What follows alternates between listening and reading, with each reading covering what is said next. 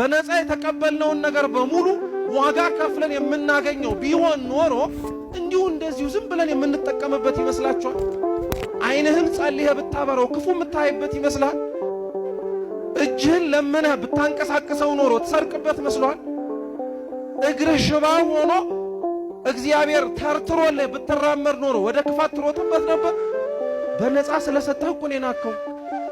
ሳትለምን ስላደረገልህ እኮ ነው እንደዚሁ ዝም ብለህ ያባከንከው እንጂ እግዚአብሔር ለምነን ቢሆን ኖሮ ያገኘነው፣ ተማጽነን ቢሆን ኖሮ ይህን በሙሉ ያገኘነው አናረገው። ለዛ እኮ ነው ተመልከቱ፣ እኛ በነፃ ተሰጥቶን ያገኘነውን ነገር አንዳንዶች እግዚአብሔር ባወቀ በነፃ ሳያገኙት በተለያየ መንገድ ሲመለስላቸው ታያላችሁ አይደል እንዴ? በተአምራት ሰው ሽባ ሆኖ ተወልዶ ሲተረተር አይታችሁ አታውቁ? ሰምተንም ቢሆን ልናውቅ እንችላለን።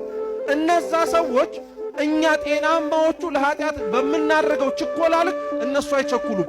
የተደረገላቸውን ያውቃሉ፣ ከምን እንደተነሱ ያውቃሉ። ዛሬ እግዚአብሔርን የረሳ ነው እኮ እሱ የሚረሳ አምላክ ሆኖ አይደለም፣ የተደረገልንን ስለረሳ ነው። ይሄ ሎሌ የተደረገለትን ስለረሳ እኮ ነው ለሌላው ሰው ጨካኝ ሆኖ።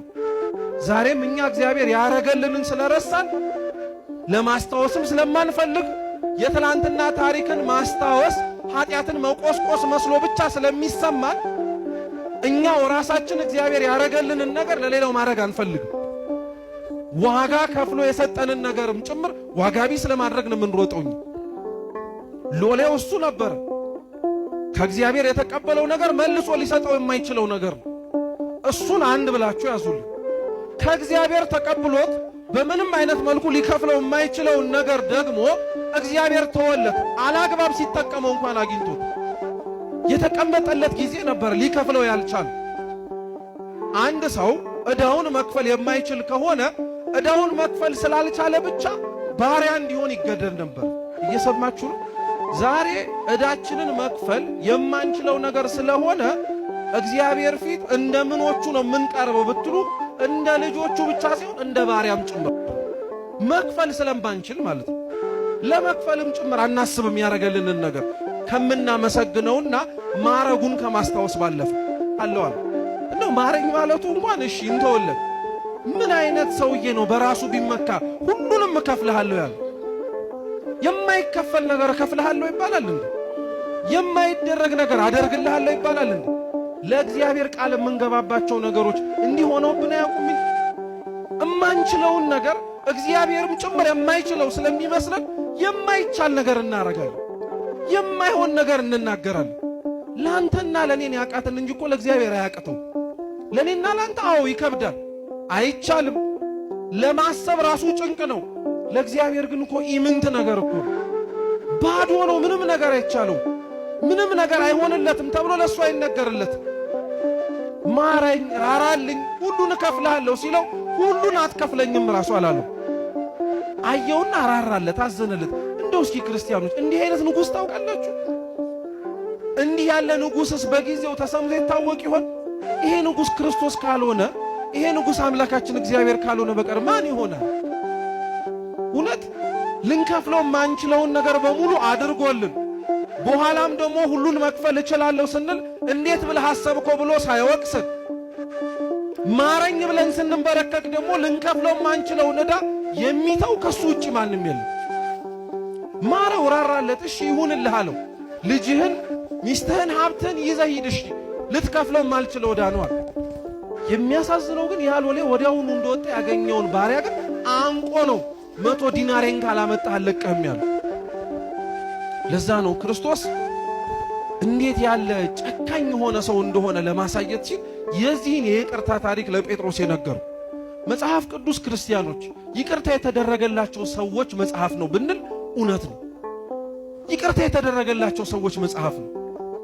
ተመልከቷቸው። አዳም፣ ሔዋን የመጀመሪያዎቹ ደጋግ ሰዎች ራሱ ይቅርታ ሊደረግላቸው የማይችል በደል ሰርተው እንኳን እግዚአብሔር ይቅር ብሏቸዋል።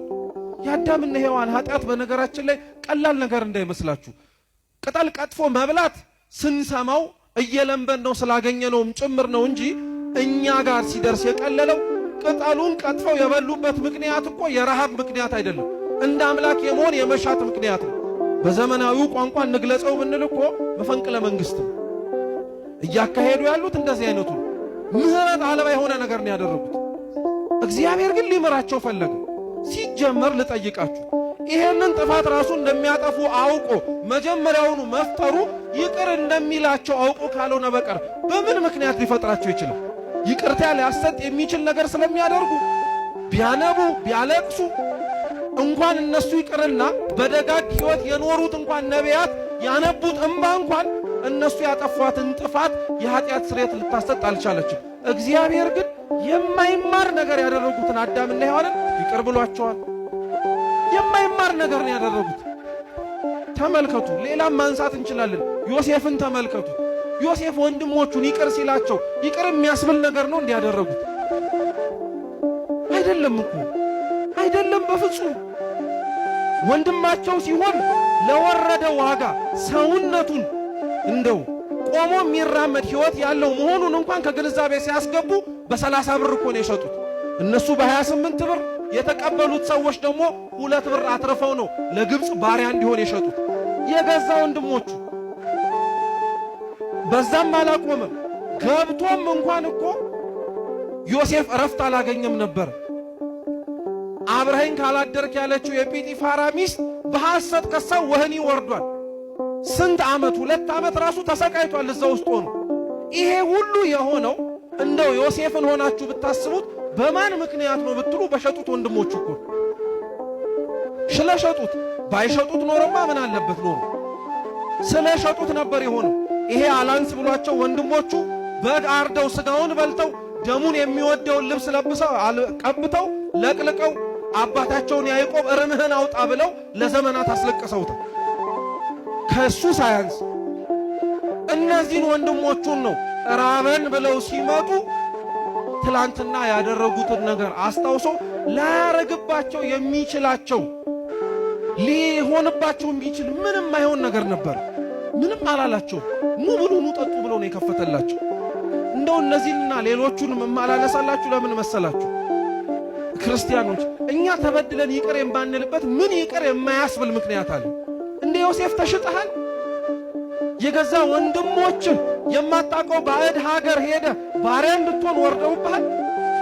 ሞተሃል ብለው ለወላጆች ለሚወድህ በሙሉ የምትወደውን ልብስ ደም ቀብተው ሞቷል እርማችሁን አውጡለት ብለው ተናግረውብሃል። እንደ አዳም እንደ ሔዋን እግዚአብሔር ላይ አምፀህ የማይደረገውን ነገር በሙሉ አድርገህ ነው ያለው። ሰው ይቅር ላይልህ ይችላል፣ እግዚአብሔር ግን ይቅር ይልሃል። እነዚህ ይቅር ያላችኋቸውን ሰዎች በሙሉ ተመልከቷቸው። ሁሉም እኛ ብንሆን ኖሮ ብላችሁ ብታስቡት እንኳን ይቅር ልንላቸው ይቅርና ስላሰቡት ነገር እንኳን ይቅርታ ለመጠየቅ ሲመጡ ገና እሱ ላይ ነው የኛ ችግር የሚጀምር። ክርስቲያኖች እውነት ይቅር ላለመባባል ምንድነው የከበደ? ተመልከቱ። እኛ ይቅር ሌላውን ሰው ላለማለት የምንደረድራቸው ብዙ ምክንያቶች አሉ።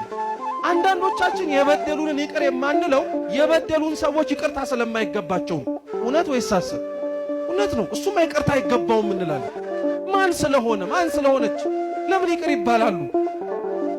አንዳንዶቻችን ሌላውን ይቅር የማንለው ይቅርታ መሸነፍ ስለሚመስለን ነው። ባጠፉን ሰዎች፣ በበደሉን ሰዎች፣ ክፉ ባረጉልን ሰዎች እኛው ራሳችን የተበደልነው ይቅርታ አደረግን ማለት ለኛ ሽንፈት መስሎ ስለሚሰማን ይቅር የማንል ሰዎች አለ።